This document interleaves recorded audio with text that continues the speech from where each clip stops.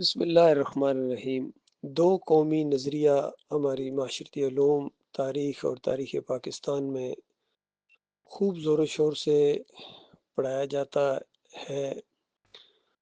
یعنی اس کا مطلب ہے کہ ہندو اور مسلمان دو علیحدہ قومیں ہیں۔ یہ جو کھنڈ بھارت اور آپس میں ایک قوم اور یہ ایک حکومت ہونی چاہیے، یہ جو فلسفہ ہے، اس کے خلاف ایک تحریک اٹھی۔ تو اب وہ آگے بڑھتی گئی، اس کے نتیجے میں پاکستان مارز وجود میں آ گیا اور مسلمانوں نے اپنا ایک علیحدہ ملک حاصل کر لیا، اور نعرے بھی لگائے گئے تھے کہ پاکستان کا مطلب کیا، لا الہ الا اللہ، کہ جو ہم علیحدہ خطہ لے رہے ہیں یہ اس لیے لے رہے ہیں کہ چونکہ ہم لا الہ الا اللہ کے ماننے والے ہیں اور تم دوسرے ہندو ہو، تم کتنے معبودوں کو پکارتے ہو، کتنی تمہاری دیویاں ہیں، مورتیاں ہیں، گائے کے پجاریوں، گائے کا پیشاب پینے والوں، ہم کیسے تمہارے ساتھ رہ سکتے ہیں؟ تو بظاہر یہ چیز نظر آتی تھی، لیکن افسوس اور بہت بڑا افسوس یہ کہ پاکستان بننے کے بعد ایسا لگتا ہے کہ گویا اللہ سے بھی ان کو آزادی مل گئی، اور پہلے سے زیادہ انہوں نے معبود بنائے ہیں، اور ہندوؤں سے زیادہ گویا انہوں نے اپنے معبود کھڑے کر دیے۔ ہر گلی کے کونے کے اوپر، ہر نکر کے اوپر ان کا ایک معبود بیٹھا ہوا ہے۔ کسی کو یہ داتا کہتے ہیں، کسی کو دستگیر کہتے ہیں، کسی کو مشکل کشا کا نام لیتے ہیں، کوئی حاجت روا ہے، کوئی کھوٹی قسمت کھری کرنے والا ہے، کوئی اولاد دیتا ہے، کوئی روزی میں برکت دیتا ہے، کوئی گنج بخشا خزانے بخشنے والا ہے، کوئی غوث الاعظم ہے، سب سے بڑا فریادوں کو سننے والا ہے، کہیں کتب صاحب ہیں، کہیں ابدال ہیں، کہیں غوث ہیں۔ ایک فوج تیار کی ہے انہوں نے اللہ کے مقابلے میں اپنے معبودوں کی، اور ہندوؤں کے معبود تو شاید گنے جا سکیں، لیکن ان مسلمانوں کے معبود نہیں گنے جا سکتے ہیں۔ مشرکین مکہ کے معبود بھی گنے جا سکتے تھے، 360 کہا جاتا ہے، اور ان کے 360 تو صرف ملتان سے نکل آئے ہیں، لاہور کا کیا نہیں گیا، ہر جگہ۔ تو اللہ کے بندو، کتنی صحیح بات اس نے کہی تھی موتی جواہر لال نہرو نے، کہ کہتا تھا کہ میرے بھی ذہن میں کبھی کبھی خیال آتا تھا یہ دو ہی قومیں نہ ہوں، لیکن جب اجمیر کا عرس میں نے دیکھا ہے تو اس کے بعد اس خیال سے بھی میں پیچھے ہٹ گیا ہوں کہ یہ ایک قوم ہے۔ صرف مسئلہ یہ ہے کہ ہندو چونکہ ہندی بولتے ہیں تو اس میں وہ جو کچھ کرتے ہیں اپنے مورتیوں کے سامنے ڈنڈوت کرتے ہیں، ماتھا ٹیکتے ہیں، اس کو ڈنڈوت کہتے ہیں۔ مسلمان ڈنڈوت تو نہیں کہے گا، یہ تو اپنے محی الدین چشتی کے مزار کے سامنے جا کے جھکتا ہے یا کسی اور جگہ تو یہ کہتا ہے سجدہ تعظیمی کیا ہے۔ اسی طرح ہندو وہاں بھجن گاتے ہیں اپنی مورتیوں کے سامنے، دیویوں اور دیو مالاؤں کے سامنے۔ یہ مسلمان ہے، اب یہ کیسے کہے گا کہ میں بھجن گا رہا ہوں؟ یہ کہتا ہے میں قوالی گا رہا ہوں، نعت پڑھ رہا ہوں۔ اس انداز سے ان کے الفاظ بدلی ہوئے ہیں۔ ہندو وہاں پھیرے لگاتا ہے، یہ طواف کرتا ہے، اور سب کچھ وہی ہے جو ہندو اپنی مورتیوں کے ساتھ کرتا ہے۔ وہ اگر گائے کا پجاری ہے تو یہ گھوڑے کا پجاری ہے۔ تو بتاؤ اللہ کے بندوں، کہاں گیا دو قومی نظریہ کہ وہ دو قومیں ہیں؟ تو یہ معاملہ ہے۔ اب گویا دوبارہ پھر ایک تحریک اٹھنی چاہیے اس ملک کے اندر، پاکستان کے اندر، کہ دو قومی نظریہ، ایک اللہ کے بندے اور ایک قبروں کے بندے، مزاروں کے بندے، پیروں کے بندے، جمہوریت کے بندے، رسم و رواج کے بندے۔ یہ دو قومیں ہیں، اگرچہ تعداد ہماری تھوڑی ہے لیکن نظریہ ہمارا وہی ہے جو قرآن اور صحیح حدیث کا نظریہ ہے۔ اس میں کوئی گنجائش نہیں ہے ان فرقہ بندیوں کی، مسلک پرستیوں کی، بریلویت، دیوبندیت، اہل حدیث، یہ خالص شیطانی پارٹیاں ہیں، چاہے جماعت اسلامی کے روپ میں سامنے آئیں، چاہے یہ نا تنظیم اسلامی کے روپ میں سامنے آئیں۔ تو یہ آج ایک میں ان کی سن رہا تھا کسی کا بیان جو مودودی صاحب کی زندگی کے اندر یہ جتنے واقعات پیش آئے ہیں اس پر وہ گفتگو کر رہے تھے کہ مودودی صاحب شروع میں یہی اسی طرح کا ایک بات کہا کرتے تھے، پاکستان بننے کے خلاف تھے، اور یہ کہا کرتے تھے کہ اگر آمریت لات ہے تو جمہوریت منات ہے، انگریز آمر ہیں، ڈکٹیٹر ہیں، یہ جا رہے ہیں اور جمہوریت صاحب آ رہی ہیں، تو فرق کیا پڑے گا؟ ایک بت کو ہٹا کے دوسرے بت کو پوجنا شروع کر دو گے۔ اس وجہ سے پاکستان بننے کے بعد تک یہ اس کے مخالف رہے ہیں۔ ہاں، اگر قرآن و حدیث کی بات کرو تو پھر یعنی یہ صحیح ایک اسلامی مملکت ہوگی، ورنہ اسلامی ملک کے اندر کافرانہ نظام ہوگا۔ اس طرح کی باتیں کیا کرتے تھے، لیکن اس کے بعد ایسا انہوں نے پلٹا کھایا کہ دعوتی کاموں کو چھوڑ کے انہوں نے جمہوریت کے اندر حصہ لینا شروع کر دیا، ووٹوں کے سسٹم کے ذریعے گویا اسلام لانے کا ایک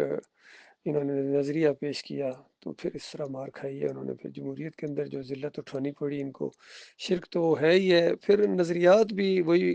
قائم کرنے پڑے جو لوگوں کو خوش کرنے کے لیے، رسائل و مسائل حصہ سوم کے اندر دیکھیے قبر پرستی کی پوری بنیاد کو فراہم کر دیا انہوں نے، کہ مردہ صاحب ہو سکتا ہے تم پکار رہے ہو سکتا ہے کہیں تشریف لے گئے ہوں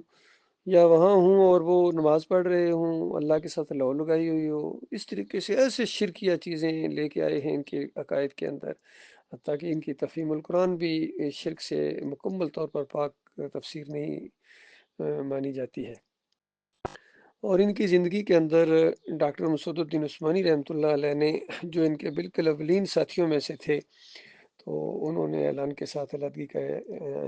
اعلان کیا، آخری ان کے جو اجتماع تھا ماچھی گوٹ کا، کہ دیکھو تمہاری پچڑی اب ادھر چلی گئی ہے، ہم تو آئے تھے اس جماعت کے اندر کہ اللہ کے دین کا کلمہ بلند ہوگا اور جہاد ہوگا اور انقلابی انداز سے آگے بڑھیں گے، اللہ کا دین غالب ہوگا، یا اس راستے میں شہادت ملے گی، لیکن تم نے تو پھر وہی کام کرنا شروع کر دی جو پہلے جتنے فریبکار لوگ کر رہے تھے، تو بجائے اس کی کہ مودودی صاحب کے اوپر کچھ اثر ہوتا، انہوں نے وہی انداز اختیار کیا کہ جو جماعت کے ساتھ ہے وہ ٹھیک ہے، وہ باقی جو ہیں جدھر جانا جاؤ،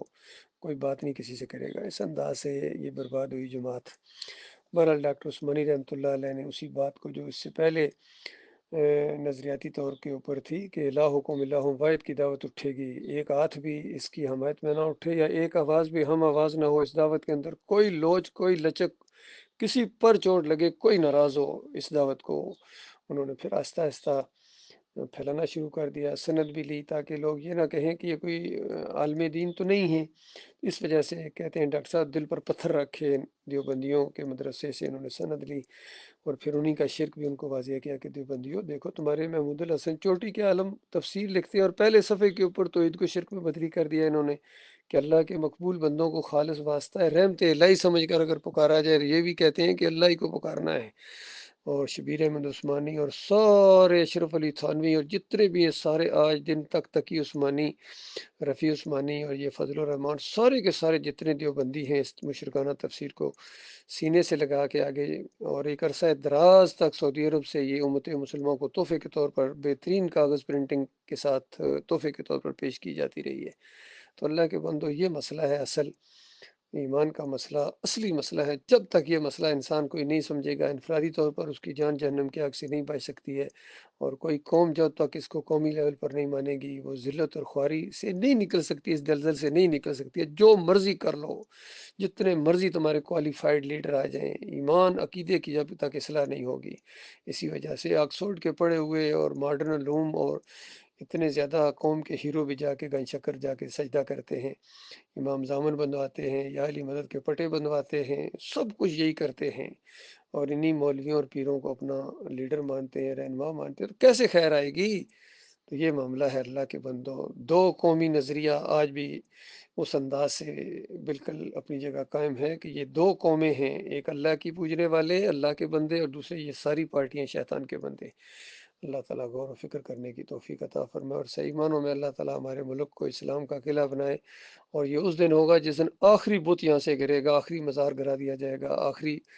پیر یا تو ایمان لائے گا یا جا کے دریا میں چھلانگ لگا دے گا، کوئی پیری میریدی نہیں ہوگی، کوئی عرس اور میلے نہیں ہوں گے، تعویذ گنڈے کا خاتمہ، فاشی بالکل ختم کر دی جائے گی، سود کا خاتمہ ہوگا، جڑوں سے اکھیڑ دیا جائے گا، اور جمہوریت کا مشرکانہ نظام یہ لپیٹ دیا جائے گا، اور خالص وہ دین جو اللہ کے آخری نبی محمد صلی اللہ علیہ وآلہ وسلم کے ذریعے اور تمام انبیاء نے جس کی تبلیغ کی ہے، وہی دین صحابہ کرام نے جس کو اختیار کیا، اسی انداز سے پھر انشاءاللہ اپنی پورے شان و شوکت کے ساتھ آئے گا۔ اللہ تعالیٰ غور و فکر کرنے کی توفیق عطا فرمائے، اور مخلص اور باصلاحیت لوگوں تک یہ بات پہنچے اور وہ ہمارا ساتھ دیں اس معاملے کے اندر۔ یہ دعوت جاری ہے، الحمدللہ جاری رہے گی، اور ہر طرح کے حالات کے اندر جو ہے یہ دعوت انشاءاللہ توحید کی دعوت، رد شرک کی دعوت، کفر بالطاغوت کی دعوت انشاءاللہ دی جاتی رہے گی۔ ڈاکٹر عثمانی رحمۃ اللہ علیہ کے اصلی ساتھی ابھی موجود ہیں، بے شمار پیچھے ہٹ گئے ہیں، اس دباؤ کو نہیں برداشت کر سکے، لوگوں کے دباؤ کو، ملکی دباؤ کو، پریشر کو برداشت نہیں کیا انہوں نے، پھر ایک بڑا گروپ سیدہ تعظیمی کے شرک کی وجہ سے نکل گیا جماعت سے، اور پھر دوسرے بھی کچھ آہستہ آہستہ یہ نکلتے جا رہے ہیں، کوئی نہ کوئی بہانہ بنا کے نکلتے ہیں۔ یہ سوشل میڈیا کا دور ہے، اب دعوت تو بڑی تیزی کے ساتھ پھیلے گی انشاءاللہ، ہر طریقہ اختیار کیا جائے گا، آڈیوز کے ذریعے، ویڈیوز کے ذریعے، انسٹاگرام کے اوپر، ٹویٹر کے اوپر، ٹک ٹاک کے اوپر، یوٹیوب کے اوپر، فیس بک کے اوپر، ہر جگہ جہاں موقع ملے میرے بھائی اس دعوت کو پھیلاؤ، تاکہ کانوں تک یہ بات پہنچے کہ دیکھو اصل دین یہ ہے جو قرآن و حدیث کا دین ہے، اور باقی یہ دین جو ہر طرف پھیلا ہوا ہے ان صوفیوں کا اور مولویوں کا اور پیروں کا، یہ خالص مشرکانہ دین ہے، اور اسلام کو کبھی شکست نہیں ہوئی ہے۔ یہ 71 کی جو شکست ہوئی ہے یہ اسلام کی شکست نہیں ہے، یہ قبر پرستوں کی اور بت پرستوں کی آپس میں لڑائی تھی، تو بت پرست قبر پرستوں کے اوپر ہیوی ہو گئے۔ یہ معاملہ اس طریقے سے ہوا ہے۔ اسلام کبھی پیچھے نہیں ہٹتا ہے، اسلام کے ساتھ اللہ کی مدد ہوتی ہے، اور اللہ کا وعدہ وَأَنْتُمُ الْأَعْلَوْنَ إِن كُنتُم مُؤْمِنِينَ، تم سر بلند رہو گے اگر تم مومن بن جاؤ، تو مومن بنو اللہ کے بندو، تم بریلوی بنتے ہو، دیوبندی بنتے ہو، اہل حدیث بنتے ہو، سلفی، صوفی، ہر کچھ بننے کے لیے تیار ہو، لیکن مومن بننے کے لیے اور مسلم بننے کے لیے تیار نہیں۔